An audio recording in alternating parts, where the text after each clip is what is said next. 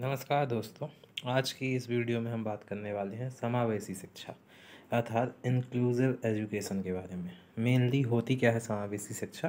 तो यहाँ लिखा हुआ है, जैसे समावेशी शिक्षा का मतलब है सभी छात्रों को, चाहे भी किसी भी पृष्ठभूमि या योग्यता के हों, समान शिक्षा तक पहुँचाना। पृष्ठभूमि विकलांग, गैर विकलांग, योग्यता कैसी भी हो, पर उनको समान रूप से शिक्षा तक पहुंचाना या समान रूप से शिक्षा प्रदान करना, इसी को बोलते हैं समावेशी शिक्षा। अब यहाँ पे आप जैसे NCERT ने भी इसकी एक परिभाषा दी थी, तो NCERT की हम परिभाषा पढ़ेंगे। उसके पहले हम NCERT का फुल फॉर्म, जो कि बहुत ज़्यादा पूछा जाता है पेपर में, इसको याद रखिएगा कि NCERT का फुल फॉर्म है national council of educational research and training. यहाँ पे कई बार एजुकेशन लिखा आता है और यहाँ होता है एजुकेशनल, तो इसको याद रखिएगा कि यहाँ फंसता है बच्चा कि national council of educational research and training. इसको फाउंड किया गया था, बनाया गया था 1 सितंबर 1961 में। हेड क्वार्टर इसका दिल्ली में है, न्यू दिल्ली में, और चेयरमैन इस समय इसके प्रोफेसर दिनेश प्रसाद सकलानी जी हैं।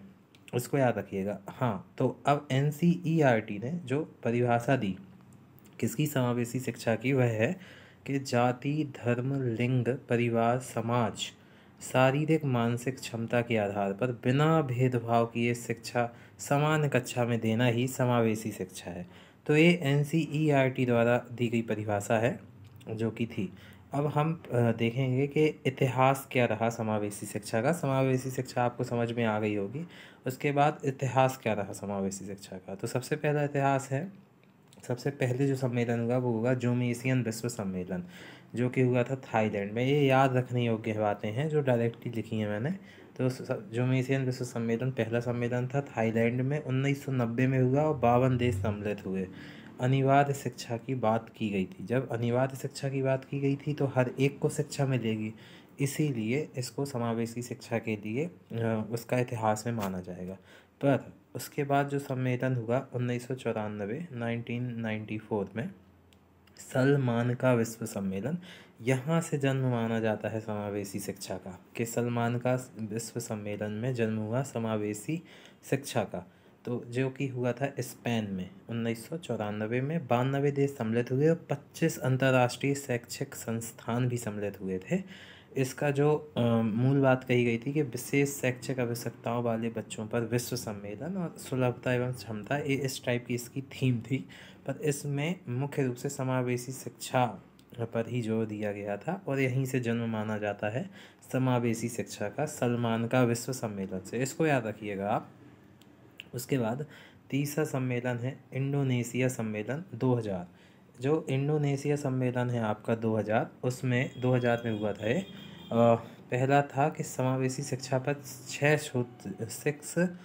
सूत्रीय कार्यक्रम या 6 सूत्रीय कार्यक्रम दिया गया और 2015 तक पूरी दुनिया को समावेशी शिक्षा देने का संकल्प लिया गया। कहाँ लिया गया था? इंडोनेशिया सम्मेलन, जो कि 2000 में हुआ था। इसको याद रखिएगा। उसके बाद है समावेशी शिक्षा के सिद्धांत। इस सिद्धांत भी डायरेक्टली पूछे जाते हैं समावेशी शिक्षा के।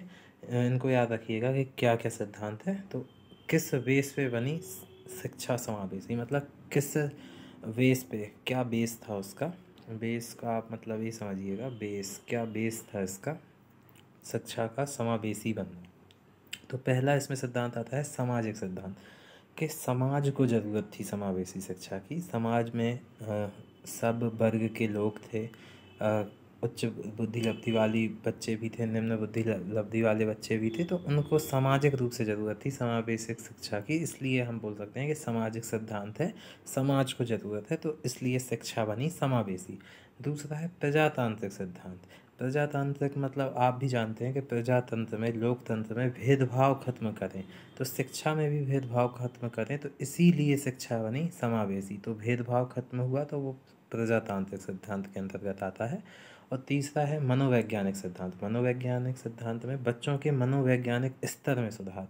तो बच्चे जितने ही बच्चे हैं उनके मनोवैज्ञानिक स्तर में भी सुधार होता है, तो समावेशी से, क्योंकि बच्चे जितने लोगों के साथ मिलजुल कर सीखते हैं तो उससे और ज़्यादा बच्चे सीख पाते हैं और मनोवैज्ञानिक स्तर भी अच्छा रहता है। जैसे कोई बच्चा है जो कि मान लो कोई अपंग है और कोई, या फिर कोई विकलांग है, कोई गैर विकलांग है, तो गैर विकलांग वाले बच्चे को जब आप या फिर जो विकलांग बच्चा है उसको आप गैर विकलांग वाले के साथ नहीं बैठने दोगे तो उसको मनोवैज्ञानिक रूप से उसको बड़ा कष्ट होगा और उसका मन स्थिति सही नहीं रहेगी।